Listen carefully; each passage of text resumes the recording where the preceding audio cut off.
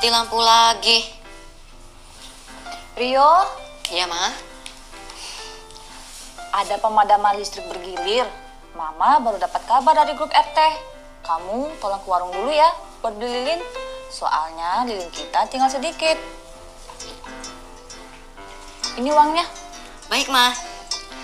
Aduh, Mama lupa lagi belum masak nasi. Jadi nggak bisa pakai rice cooker deh. Memang padamnya bakal lama, Ma.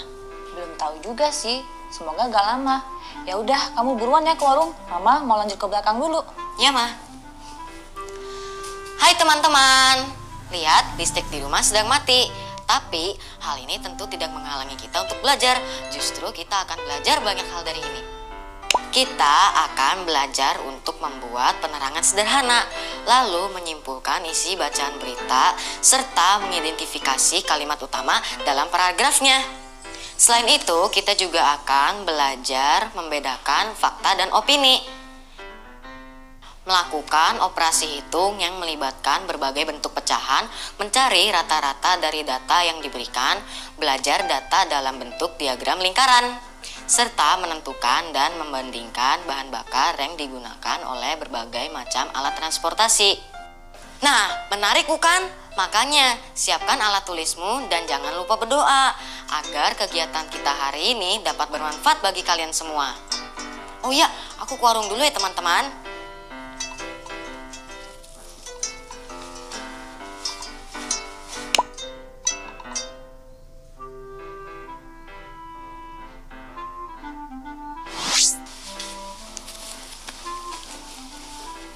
Mah, lilinnya sudah habis di warung. Bahkan Rio juga sudah ke warung yang di ujung, juga habis. Ya ampun, pasti semua orang sudah membelinya untuk persiapan Rio. Lilin yang kita punya cuma segini ya, Mah? Iya nih, kalau senternya gimana Yo?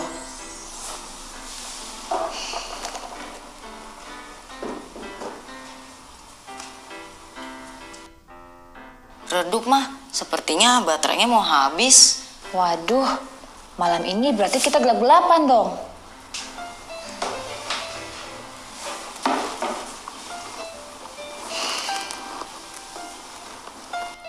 Oh iya, Rio punya ide. Sepertinya kita bisa membuat penerangan sederhana dengan minyak sayur. Oh ya? Alat-alatnya juga kita punya semua. Rio coba buat ya, Mah. Rio boleh minta minyaknya kan? Oh, boleh dong. Kalau gitu mau pindahkan dulu ya ke wadah kecil. Iya, Mah. Hari ini kita akan coba membuat penerangan sederhana. Alat-alatnya siapkan. Piring kecil, kapas, dan... Minyak sayur secukupnya. Iya, terima kasih, Ma. Yuk kita mulai prakteknya. Ikuti aku ya, teman-teman. Pertama, kita tuangkan minyak ke piring kecil ini secukupnya. Lalu kita ambil kapas, kira-kira segini banyaknya. Lalu kita lilit ujung kapas seperti ini. Kalau sudah selesai, kelihatannya akan seperti ini ya, teman-teman. Selanjutnya, kita celupkan deh kapasnya ke piring yang sudah dituang minyak tadi. Ujung lilitan kapasnya jangan sampai tercelup ya. Nah, sudah jadi. Tinggal langkah terakhir nih. Kita nyalakan api di ujung lilitan kapas yang tidak tercelup ini ya. Yes, berhasil. Apa kalian bisa mengerjakannya? Aku tahu pasti kalian bisa. Nah, api penerangan sederhana ini bisa bertahan dalam beberapa jam loh. Lumayan banget kan? Lumayan ya, Mah. Sekarang ruangan jadi agak terang. Iya, untung kamu kepikiran punya ide ini. Terima kasih ya Rio. Ngomong-ngomong, kenapa sih ada pemadaman listrik bergilir? Menurut berita, ada gardu listrik yang rusak. Karena kerusakan itu, maka pasokan listrik yang ada dibagi dengan cara pemadaman listrik yang bergilir. Oh, begitu. Tapi pemadaman listrik bergilir bisa saja terjadi kalau kita tidak bisa menghemat listrik. Meski gardunya tidak rusak. Iya. Kok bisa? Nih, Coba kamu baca berita ini, supaya kamu lebih mengerti.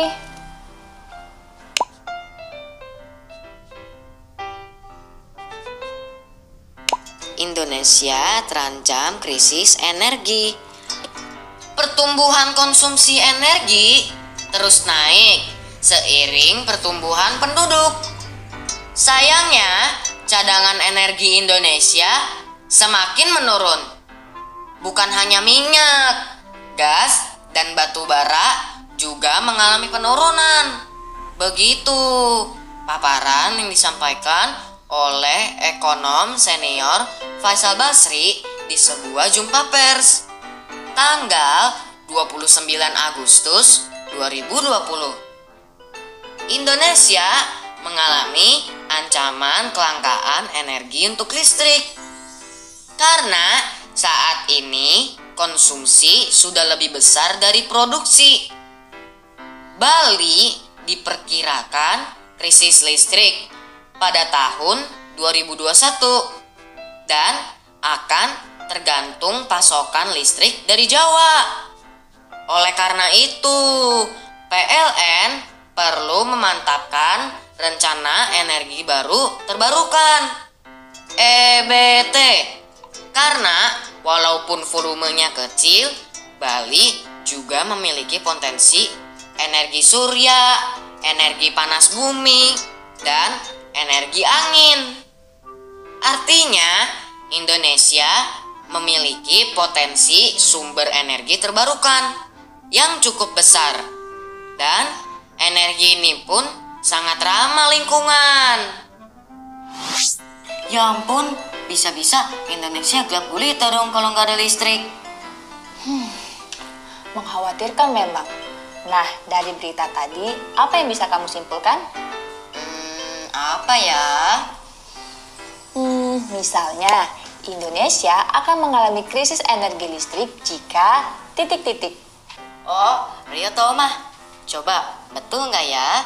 Indonesia akan mengalami krisis energi listrik jika konsumsi energi listrik terus lebih besar dari produksi energi listrik. Betul. Coba kamu kasih kesimpulan yang lain. Bisa? Tapi kali ini kamu coba sendiri ya. Bisa dong. Oh ini, Bali memiliki potensi sumber energi terbarukan seperti energi surya, energi panas bumi, dan energi angin. Hebat anak mama, cepat sekali mengertinya. Nah, pertanyaan berikutnya, mama pengen tahu, kamu sudah belajar tentang kalimat utama sebuah paragraf belum di sekolah? Sudah mah. Kalimat utama adalah sebuah kalimat yang di dalamnya terdapat gagasan atau ide utama pada suatu paragraf. Betul. Kalau begitu, kamu bisa nggak menentukan kalimat utama pada paragraf pertama? Coba Rio baca sekali lagi ya, Ma. Indonesia terancam krisis energi. Pertumbuhan konsumsi energi terus naik seiring pertumbuhan penduduk. Sayangnya, cadangan energi Indonesia semakin menurun. Bukan hanya minyak, gas, dan batu bara juga mengalami penurunan. Begitu paparan yang disampaikan oleh ekonom senior Faisal Basri di sebuah jumpa pers tanggal 29 Agustus 2020. Jadi, kalimat utama dari paragraf ini adalah Kalimat utamanya adalah cadangan energi Indonesia semakin menurun. Betul gak, Ma? betul. Itu karena kalimat utama tersebut mengandung keseluruhan isi paragraf yang menjadi kerangka dasar dalam pengembangan paragraf. Wah, Rio mengerti, Ma. Nah, dalam penulisan bukan cuma ada fakta aja, Rio, tapi ada juga opini. Semua itu akan terlihat tulisan menjadi lebih menarik. Nah, kamu sudah pernah belajar belum tentang fakta dan opini? Sudah, Ma. Teman-teman masih ingat kan tentang pelajaran fakta dan opini? Wah, masih ada yang lupa. Coba Rio jelaskan lagi ya. Opini adalah pendapat atau pikiran seseorang. Nah, Kalau fakta adalah keadaan atau peristiwa yang benar-benar ada atau terjadi. Betul sekali. Kalimat fakta itu umumnya mencantumkan data. Datanya bisa berupa angka, data waktu, tempat, tanggal, dan sumber informasi. 100. Mama seneng deh kalau Rio masih ingat dengan pelajaran yang lalu. Nah, sekarang kita main tebak-tebakan yuk. Mama nanti akan menyebutkan beberapa kalimat. Rio dan teman-teman di rumah tentukan ya, apakah kalimat itu termasuk fakta atau opini. Wah, pasti seru nih. Kita langsung mulai aja yuk. Kalimat pertama, semakin hari kita semakin tergantung pada energi listrik untuk melakukan berbagai aktivitas kita. Apakah ini kalimat fakta atau opini? Pada kalimat ini tidak ada data yang diberikan. Karena itu, ini adalah kalimat opini. Betul, lanjut ke kalimat berikutnya. Data dari Badan Pusat Statistik menunjukkan konsumsi listrik pada tahun 2015 lebih dari 200.000 kWh. Apakah ini kalimat fakta atau opini? Karena ada data di dalamnya, maka kalimat ini adalah kalimat apa ya teman-teman? Betul, kalimat fakta. 100 untuk kalian. Yeay, ternyata belajar seperti ini seru juga ya Mah. Karena mati lampu, Rio jadi nggak bisa belajar. Sabar, semoga sebentar lagi lampunya menyala ya. Nah, doa kita terkabul. Asik, Rio mau mengerjakan PR dulu ya Mah. Karena ada PR yang harus Rio kerjakan. Ya udah, sambil kamu mengerjakan PR, Mama masak dulu ya. Ya Mah.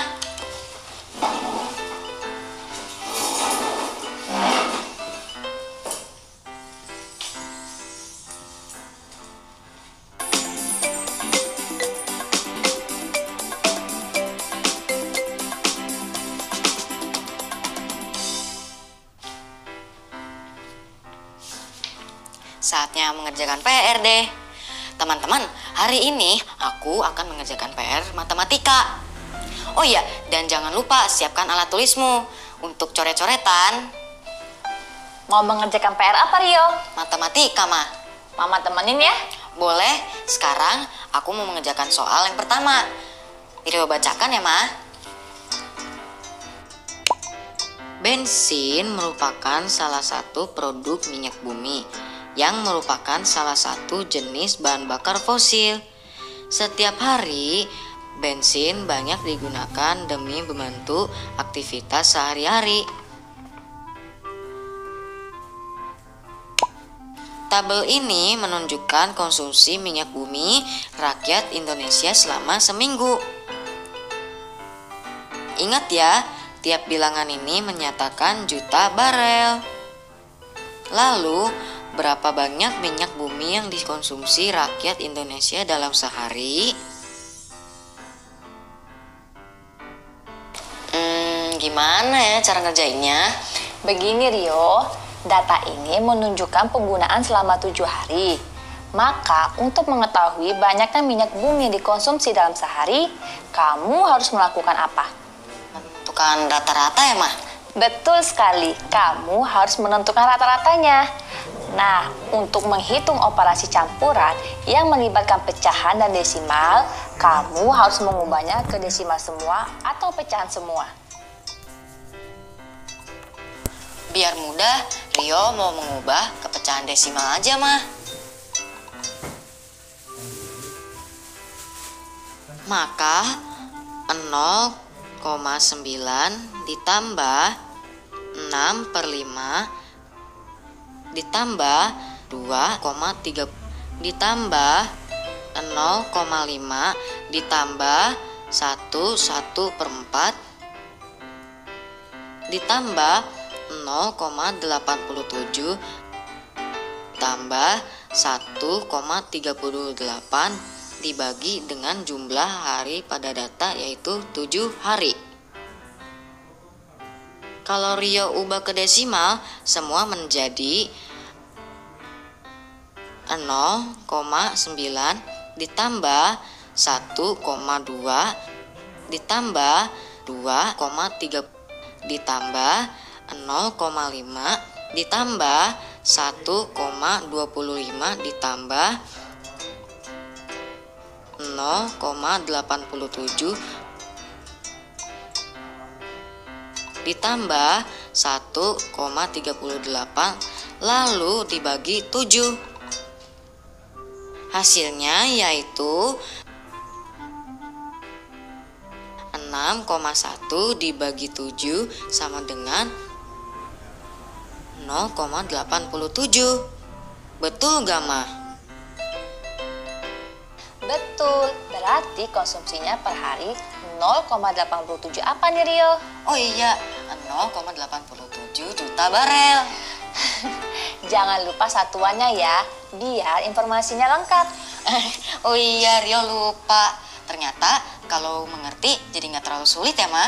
Karena itulah harus Rajin belajar. data ini adalah berbagai produk yang diperoleh dari 1 barel atau 160 liter minyak bumi. Coba kamu lihat lagi, produk mana yang paling banyak menghasilkan minyak bumi? Bensin sebanyak 73,6 liter. Yang paling kecil? Produk lainnya? Salah. Produk lainnya itu ternyata terbanyak nomor 4 ya, Ma? Susah ya lihat data seperti ini. Coba Mama carikan dulu ya diagram lingkarannya. Diagram lingkaran? Iya, sebentar Mama cari dulu ya diagram lingkarannya. Nih, diagram lingkaran merupakan diagram yang menunjukkan data atau hasil angka-angka yang dibentuk dalam bentuk lingkaran. Nah, coba kamu lihat, berbeda kan? Oh, ini tuh diagram lingkaran. Dengan diagram lingkaran, kita bisa menyajikan informasi dengan mudah dan gampang dipahami. Iya sih, Ma. Apalagi ada warna-warnanya begini. Nah, sekarang coba kamu cari. Dari diagram, produk apakah yang paling sedikit diperoleh dari 1 barel minyak bumi? Teman-teman Rio juga boleh ikut menjawab ya. Langsung kelihatan loh. Teman-teman pasti juga sudah tahu jawabannya. Adalah oli dengan nilai 1%.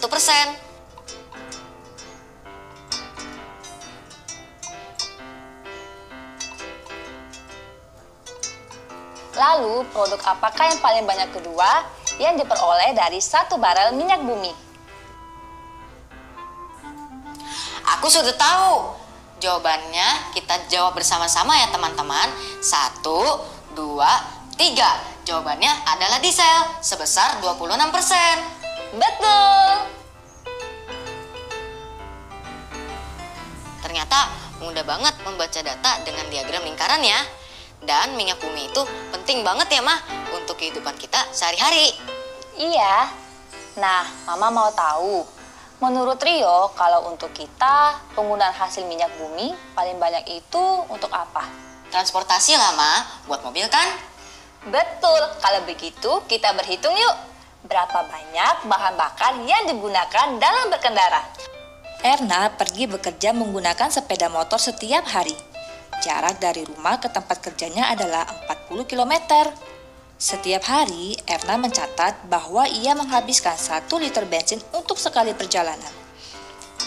Erna ingin tahu berapa liter bensin yang diperlukan sepeda motornya untuk setiap jarak 1 km. Lalu bagaimana cara menghitungnya, Mah? Rio belum paham. Mama bantu ya. Kita coba buat batang dengan perbandingan seperti ini. Erna menghabiskan 1 liter untuk perjalanan 40 kilo bukan? Lalu kita buat garis di tengah, yaitu setengah perjalanannya. Berarti kalau setengah perjalanan, jarak dan bensinnya berapa Rio? Jaraknya 40 dibagi 2 jadi 20 km. Sedangkan bensinnya berarti 1 dibagi 2 sama dengan setengah liter. Betul. Nah, kita tuliskan di sini. Lalu bagian ini kita bagi setengah lagi. Jadi berapa?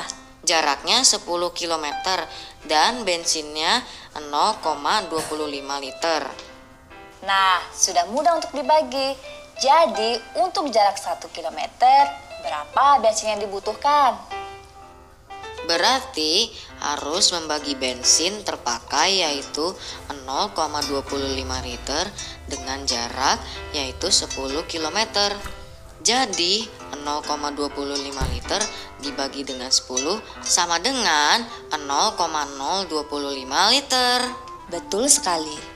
Nah, sebenarnya kamu sudah bisa mencari jawaban setelah kamu cari setengah perjalanan tadi, Rio. Kalau kamu membagi bensin untuk setengah perjalanan, yaitu 20 km dengan 0,5 liter, kamu akan mendapatkan angka yang sama yaitu 0,025 liter. Oh iya mah, berarti tergantung Rio mau menghitung pakai yang mana. Iya, yang mana menurutmu paling mudah? Wah, nggak berasa udah jam 9 nih. Waktunya kita istirahat. Iya mah, abisnya belajarnya seru banget sih. Apa aja tuh? Tadi kita sudah belajar untuk membuat penerangan sederhana ya teman-teman.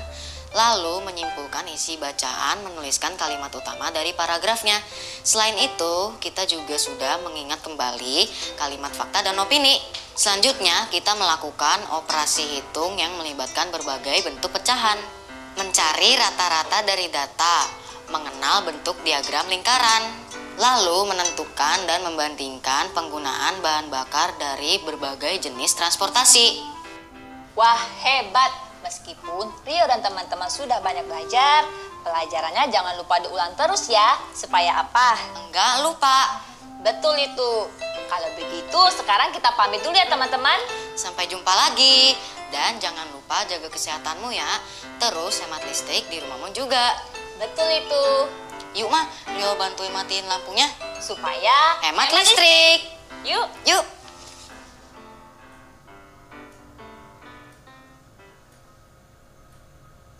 Tetap belajar dari rumah ya teman-teman. Jaga jarak, rajin cuci tangan, dan pakai masker agar kita ikut mencegah penyebaran COVID-19.